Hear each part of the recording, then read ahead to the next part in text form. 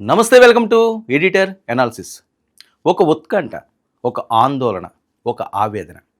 ఎందుకంటే పవన్ కళ్యాణ్ గారి ప్రయాణంలో నిన్న జరిగిన సంఘటన ఇది ఈరోజు జరిగింది కాదు, చాలాసార్లు ఈ రకంగా జరిగింది. లక్షలాది మంది అభిమానులు ప్రపంచవ్యాప్తంగా పవన్ కళ్యాణ్ మీద ఏగా వాలినా సరే వాళ్ళు తట్టుకోలేరు.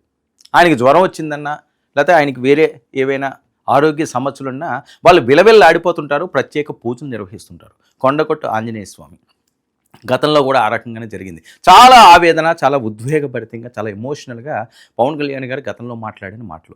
ఎందుకంటే కొండగట్టు ఆంజనేయ స్వామి నా ప్రాణాలను కాపాడాడు, అసలు నేను బతికి ఇలా ఉన్నాను అంటేనే ఆశ్చర్యంగా ఉంది అని చెప్పి మరి పవన్ కళ్యాణ్ చెప్పితే ఆయన్ని దైవంగా భావించే లక్షలాది మంది హృదయాలన్నీ ఏమైపోతాయి, తల్లడిల్లిపోతాయి. Minute to minute tension. ఎందుకంటే ఎవరెవరో వస్తున్నారంటారు, ఆయన టూర్లో రెక్కిలు నిర్వహిస్తున్నారంటారు, ఆయనకి ప్రాణహాని అంటారు. హైదరాబాద్లో గతంలో ఒక పెద్ద సంచలనం, అలాగే ఆయన ఏజెన్సీ ప్రాంతాల్లోకి వెళ్ళినప్పుడు అదొక సంచలనం. సాక్షాత్తు జనసేన పార్టీ కార్యాలయం నుంచే ఎస్పీని ఒకసారి చూడండి, ఇలా జరుగుతుంది, అగంతకులు వస్తున్నారు అని. అగంతకులు పవన్ కళ్యాణ్ గారు టూర్లో వస్తున్నారు అంటే ఇంకెలా ఉంటుంది పరిస్థితి ఆలోచించడానికే. సో ఆయనకి భద్రత పెంచాలి, సెక్యూరిటీ పెంచాలి. నిన్న జరిగిన అంశం, ఆయన ఒక రిసార్ట్ నుంచి బయటికి వస్తుంటే పవన్ కళ్యాణ్ ఎక్కడ అడుగు పేస్తే అక్కడ ఇసుక రాలనంత మంది జనాలు నిమిషాల్లో వస్తారు. ఇది అందరికీ తెలిసిన అంశమే. ఎందుకంటే ఆయన అంటే ఒక పిచ్చి. ఆయన అంటే అది ప్రేమ అనాలో, లేకపోతే వేరేదనాలో, ఇంకొకటి అనాలో ఎవరికి వాళ్ళు ఆ రకంగా ఆయన కొలుచుకుంటారు, దైవంగా పూజించుకుంటారు. ఆయన ఒక్కసారి చూస్తే చాలరా, ఈ జన్మ ధన్యమైపోద్ది. పవన్తో ఒక ఫోటో చాలరా, ఈ జీవితానికి ఇది చాలు. సో ఎంతమందికి వస్తుంది అదృష్టం? ఇన్ని లక్షల మంది ప్రేమను పొందుతున్న పవనుడు ఆయన.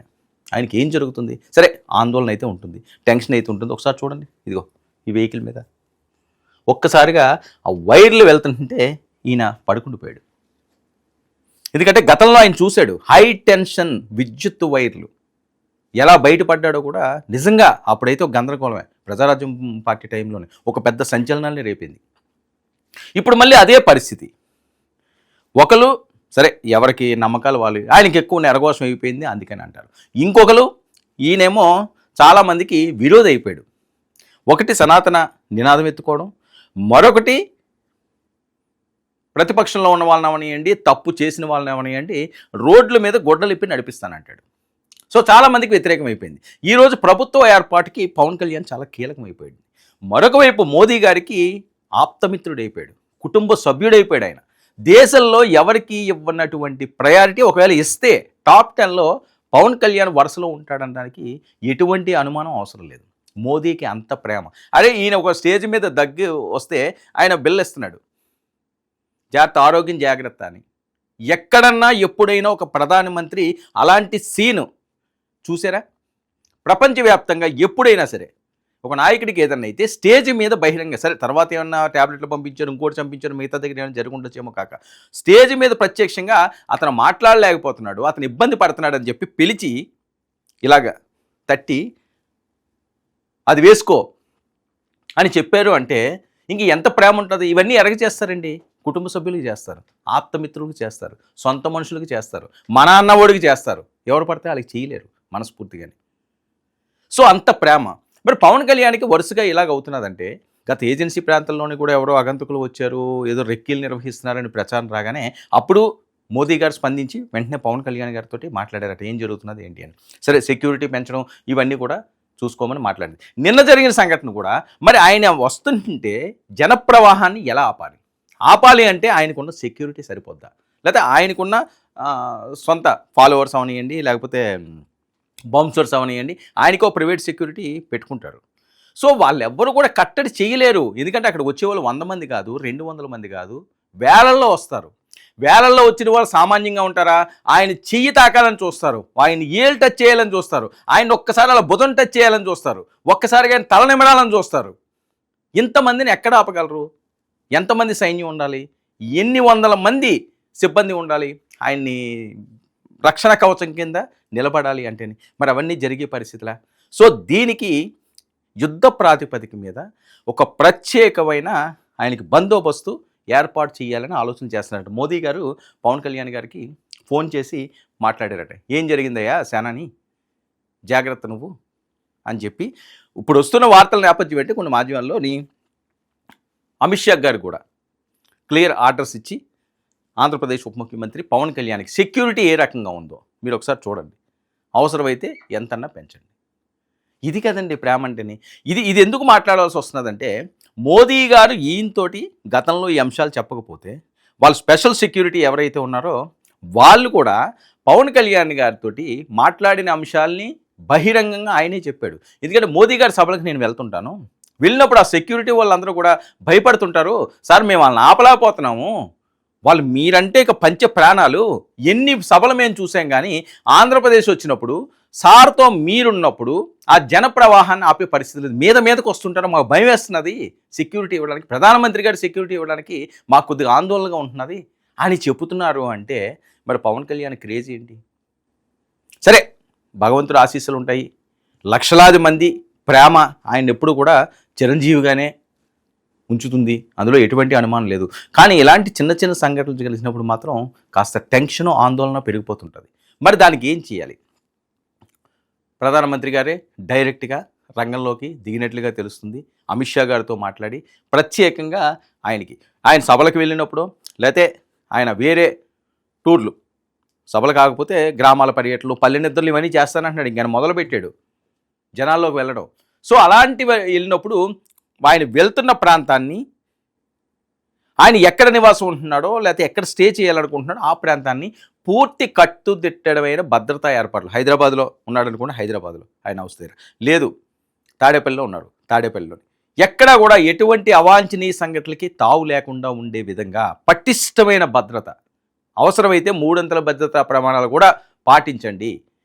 ఎట్టి పరిస్థితుల్లోని కూడా అతని మీద ఏగ వాలకూడదు. ఇది అందరూ కోరుకుంటుంది అదే, ఆయన కోరుకున్నది ఏంది. ఎందుకంటే ఆశాకిరణంలా కనిపిస్తున్నాడండి నరేంద్ర మోదీకి. పవన్ కళ్యాణ్ గారు ఒక ఆశాకిరణంలా కనిపిస్తున్నాడు, భవిష్యత్తు కనిపిస్తున్నది పవన్ కళ్యాణ్కి. ఎందుకంటే ఆయనతోటే ఉంటానంటున్నారు, ఆయనతోటే ఉంటాడు ఆయన 15 సంవత్సరాలు కాదు, ఇంకెంతో కాలం వెళ్ళిపోతుందో తెలియదు. అయితే ప్రస్తుతానికైతే 15 చెప్పారు. సో ఇలాంటి పరిస్థితుల్లో ఒక ఆంధ్రప్రదేశ్కే పవన్ కళ్యాణ్ పరిమితం కాదు. ఇది బీజేపీ ఆలోచించింది, ముఖ్యంగా ప్రధానమంత్రి గారు ఆలోచించేది. ఎందుకంత ప్రేమగా ఆయన చూస్తున్నాడంటే ఆ ఫేస్ అలాంటిది, ఆ పవర్ అలాంటిది, ఆ పంచ్ అలాంటిది. నేను పర్యటనలోకి వచ్చినప్పుడు వచ్చే ప్రతి ఒక్కరికి, ప్రేమతో పలకరించే ప్రతి ఒక్కరికి కూడా నా విన్నపం, నాకు సెక్యూరిటీ ఇబ్బందులు ఉన్నాయి నాకు. సో ప్రతిసారి బయటికి రావాలంటే అది బుల్లెట్ ప్రూఫ్ వెహికల్ అవటం వల్ల డోర్ చాలా బరువు ఉంటుంది. అలాగే ఒకసారి రోడ్ల మీద నుంచి బయటకు వద్దామంటే కొన్నిసార్లు సెక్యూరిటీ సిబ్బంది, అధికారులు కూడా మాకు ఇబ్బంది అవుతుందని. అంటే మీరు మన అభిమానులు కానీ, మనల్ని ప్రేమించే జనసేన అభిమానులు కానీ ఎంత బలంగా ఉంటారంటే, ప్రధానమంత్రి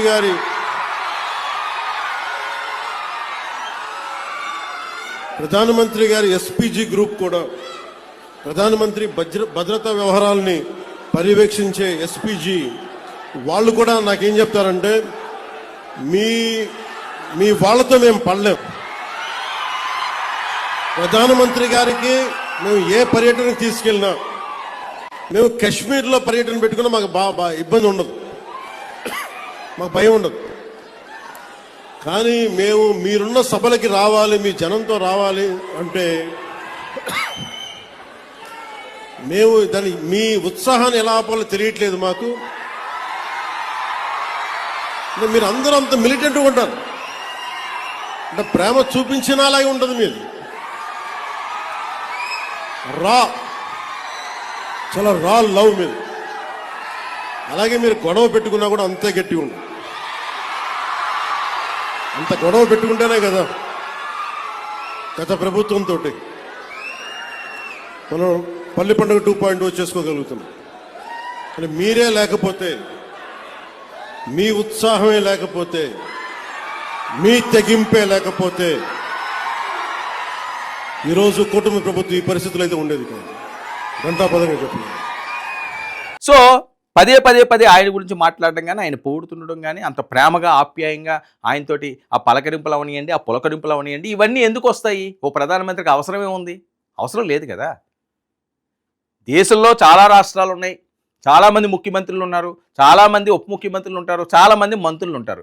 కానీ ఒక ముఖ్యమంత్రి స్థాయి లేకపోయినప్పటికీ కూడా ఆయన మీద అంత ప్రేమ చూపిస్తున్నాడు అంటే అర్థం ఏంటి? అది మనసుకి టచ్ అయిన అంశాలు కొన్ని ఉంటాయి. ప్రతిదీ పదవులతోటో లేకపోతే పార్టీలతోటో చూడరు. ఈయన భవిష్యత్తుని ఆయన చూస్తున్నాడు. అందుకనే పవన్ కళ్యాణ్ వదలట్లేదు ఆయన. ఎప్పుడు ఏ అవసరం వచ్చినా పవన్ కళ్యాణ్కి నా తలుపులు తెరిచే ఉంటాయి అంటారు. ఈయన అడగడమే లేటు. ఈయన ఊరంత మోమాటం కాబట్టి ఈయన పదే పదే వెళ్ళి మాట్లాడడం చేయడం ఆ టైప్ చేయడు. ఈయన ప్లేస్లో ఇంకోటి ఉండిలో ఉంటే ఒక ఏలేదు. సో ఈయనకి అది ఉండదు. ఆ ప్రేమ అభిమానం మనసులోనే దాచుకుంటాడు. బయటికి వ్యక్తి పెట్టే పరిస్థితి లేదు. ఎవరి మీదన్నా ద్వేష ఉన్నా ఒకటికి 100 సార్లు ఆలోచించి ఇంకా తప్పదురా బాబు అంటే అప్పుడు కక్కుతాడు ఈయన. అప్పుడు బరస్ట్ అవుతాడు. అలాంటి కొన్ని సందర్భాలు కూడా మనం చూసాం. సో మోదీ గారు ఆశ ఏంటి ఈరోజు? సౌత్లో పవన్ ఫేమ్ ఆయనకి తెలుసు. ఎందుకంటే ఆయన సభలకు వచ్చినప్పుడు పవన్ కళ్యాణ్ ఉంటే పవన్ కళ్యాణ్ ఫోర్స్ ఎక్కువ ఉంటుంది అక్కడ. పవన్ కళ్యాణ్ చూడడానికి వచ్చిన వాళ్ళు ఎక్కువ ఉంటారు. ఇది వాస్తవం. ఎందుకంటే ఆయన అంత ఆరాధ్య దైవుడు అయిపోయాడు. ఒక సినిమా హీరోగానే కాకుండా రాజకీయ పరంగా కానీ ఏ అంశంలో చూసుకున్నా సరే పవన్ అంటే ఇంక అది అంతే, ఒక లెవెల్, ఒక రేంజ్. సో అది ఆయన గమనించాడు. నరేంద్ర మోదీ సామాన్యమైన అంశం ఏంటండి? చాయ్వాలా దగ్గర నుంచి భారతదేశ ప్రధాని, హ్యాట్రిక్ ప్రధాని. ఈ రికార్డు ఇంకొకరు బద్దలు కొడతారో తెలియదు. స్వతంత్రం వచ్చిన ఇన్ని సంవత్సరాల్లో చరిత్రను తిరగరాసిన నరేంద్ర మోదీ. ఇప్పటికీ కూడా ఆయన ఫేమ్ అలాగే ఉంటున్నది. అలాంటి వ్యక్తి ఒక మనిషిని ట్యూన్ చేసాడు అంటే, ఒక మనిషి మీద ఫోకస్ పెట్టాడు అంటే ఎంతమందిని చూసుకుని ఉంటాడు ఆయన ఆ స్టేజ్ నుంచి. సో సంథింగ్ ఉంది. పవన్ దగ్గర ఒక పవర్ ఉంది. ఆ పవరు ఎన్డీఏకి ఎప్పుడు కూడా శ్రీరామ రక్షలా ఉంటుంది. ఇది ఆయన ఆలోచన. అందుకనే సౌత్ ఫేస్గా ఆయన పవన్ని సిద్ధం చేస్తున్నాడు, సేనాన్ని సన్నద్ధం చేస్తున్నాడు. సౌత్ కోసం సింపుల్గా చెప్పాలంటే సౌత్లో ఆయన ఎక్కడికి వెళ్ళినా ఎన్నికల ప్రచారానికి మనం చూసాం, వారు వన్ సైడే.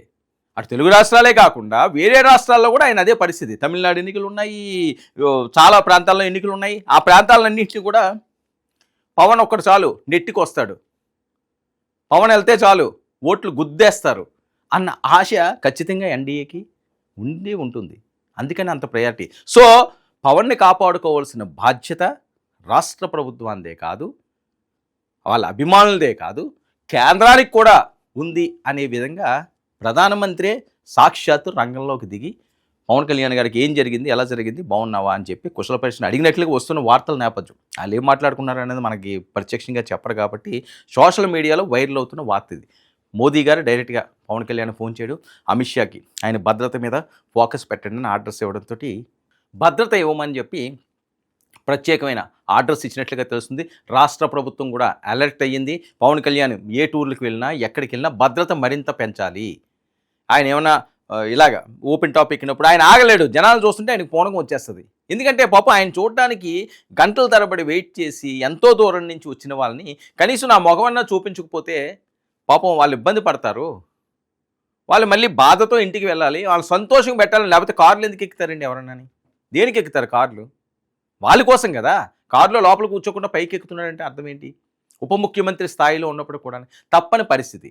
సో దీంతో ప్రమాదాలు కూడా చుట్టుముట్టే అవకాశం ఉంటుంది. కాబట్టి ఆ ఛాన్స్ లేకుండా పూర్తి భద్రతా వలయంలో పవన్ని జాగ్రత్తగా చూసే బాధ్యత ఇక కేంద్రం మీద ఉన్నట్లుగా స్పష్టమవుతుంది. ఆయన ఆర్డర్స్ కూడా ఇచ్చారట. మరి అదే నిజమైతే మాత్రం జనసేనలకు కానీ వీరమహిళలకు కానీ పవన్ కళ్యాణ్ అభిమానులకు కానీ ఇదొక శుభవార్తే అని చెప్పాలి.